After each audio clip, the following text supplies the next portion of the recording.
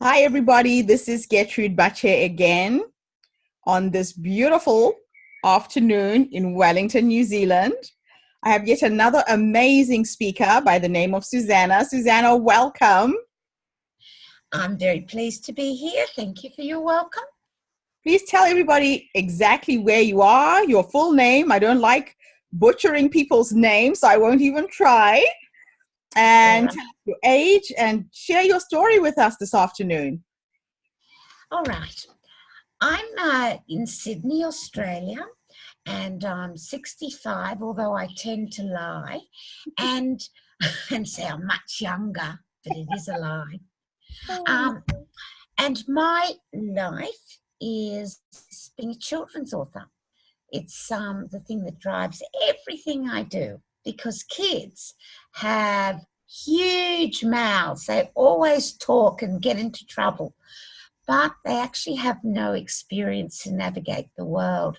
And through story and through books and writing for them, I give them people and partners that they can walk with in a complex world. So that's really what drives my writing. So what's inspired you to start writing for children? Well, really, it's just plain old trauma. My parents were refugees from Hungary and from war and communism, and they went through the actual normal tragedies. I use the word normal, it seems so strange. Tragedies of war. And normal tragedy of war. And they escaped, were in refugee camps and came to Australia. They didn't know what Australia was and they couldn't speak English. Which part of Australia is that? Well, when they landed in a refugee camp in Perth, and then they came to Sydney. Okay. And that's where we live. Oh. And my parents missed their home, of course, but it was a different world that they had escaped from. And they were very, very grateful to be in Australia because it offered democracy and a chance to rebuild their lives. But as a second generation child of refugees, it's as though the trauma is passed on. And I was always aware of war. It was like a silent traveller in my home. They never spoke about it because they wanted to protect their children. But this problem is kids are smart. They know everything. And by hiding it, you actually committed a crime against them because it brought fear. So I was always writing and reading. I didn't know I'd be a writer. But when my beloved father died, and I loved him more than anything in the world, he left me with the gift. I couldn't recover from the sadness of his death. And I started to write stories of him, of growing up, until I mutated into an author. Again, it was just such an extraordinary thing to do. And, you know, I speak to hundreds of thousands of kids all across Australia, across America. I've been to Istanbul, to Kiribati, to everywhere, speaking to young people and teachers and adults about the power of story to give them succor. You know, children are so afraid today. Yeah. I was at a school and a little boy, 12, stands up and he says to me, "Susanne, I don't want to ever grow up." And I said, "But why? Why?" And he said, "Because there's war and they're scared of climate change." Oh. And and you know, that is a 12-year-old child who has really lost hope in many ways in our adult an early age. And it's earlier than that. Oh. I see the children feel so deeply, but through story which focuses on them in emotional engagement with real people and characters, they begin to develop their own pathways towards navigating this world.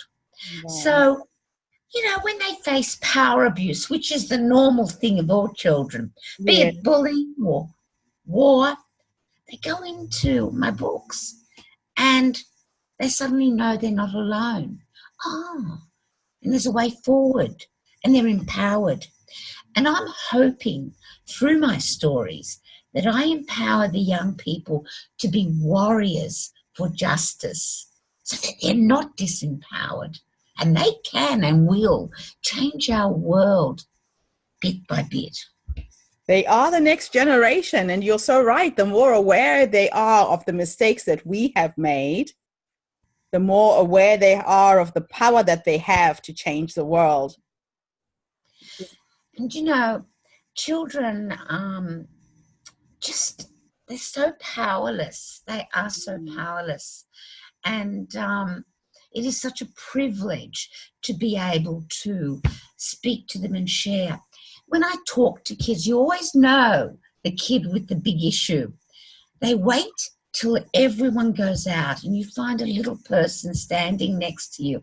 They're looking up and they want to share something. And often it's really dark secrets. Often they're reaching out to me because they trust me, because they think they know me because they've read my books. So they think I know them, and they will pass on the issues of their lives. And I have an opportunity to make a difference.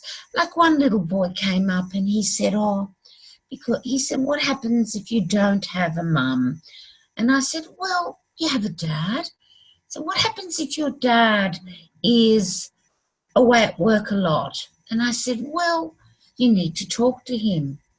And then he said, but I have a little brother and I love my little brother.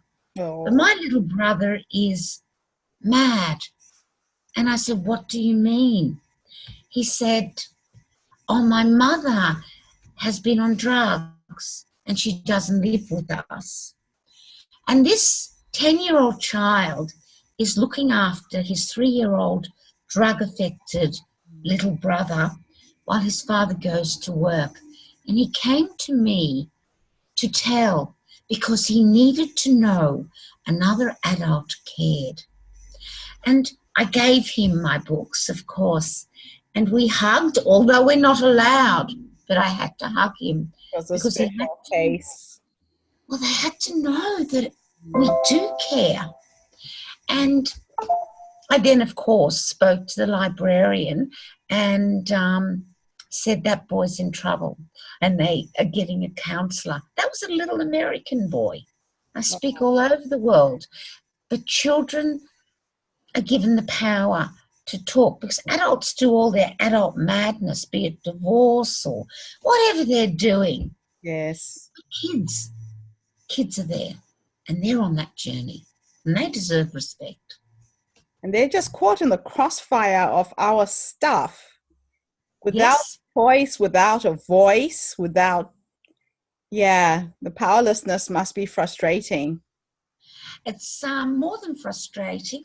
In Australia, we have the highest youth male suicide in the world, and that is not good enough. You know, when I write my teen books, my young adult books, you know, I suck out my children's lives. I don't know if they appreciate it, but I'm the biggest spy. I listen. I want to find out what's going on. And I sort of write stories which are really grounded in truth. And I am sad that young males cannot speak. It's too risky. They're developing their sense of self. What happens if they say the truth and their friends, you know, identify them as weak or they're silent and they've got things to do. They've got to please their parents or achieve their dreams or what? Their great journeys of growing up, the great journeys, and they are often locked in silence. And they have no experience. And when they find a crisis, a girl leaves them. Their groups identifies them as barring them, you know? Yeah. There's no way out and they die. And I do not want them to die. And I write for them so they see there's a way out. Yeah, a lot of young boys, because the show of emotion is is perceived as a sign of weakness, we'll Yep. keep a lot of stuff in and not And share it. And you know, imagine, like, I was speaking one librarian who was in year 10, which took year 10 boys, which were 16-year-old boys, Mm-hmm. and they read this book I'd written, The Cave, which, as I said, I did suck out my son's life, and some of it was a bit, you know what boys are like. I mean, they're funny and they have deep hearts, but they're pretty gross. Anyway, so I suck out it, right, the life. And she said they read it in a class text. Mm-hmm. And she said she had been teaching these boys for 4 years and she never knew their stories, because through the,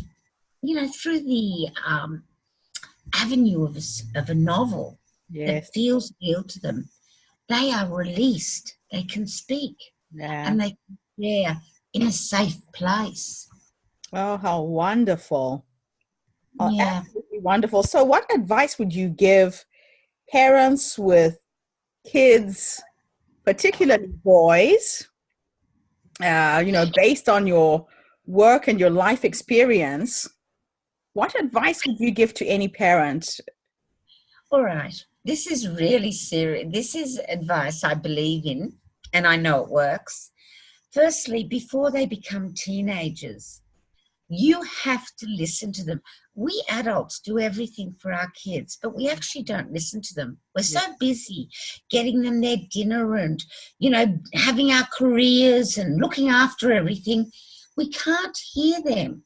And it's easy to hear them if you set aside time, not to have a big discussion, which they hate, but I'm talking about going for a walk,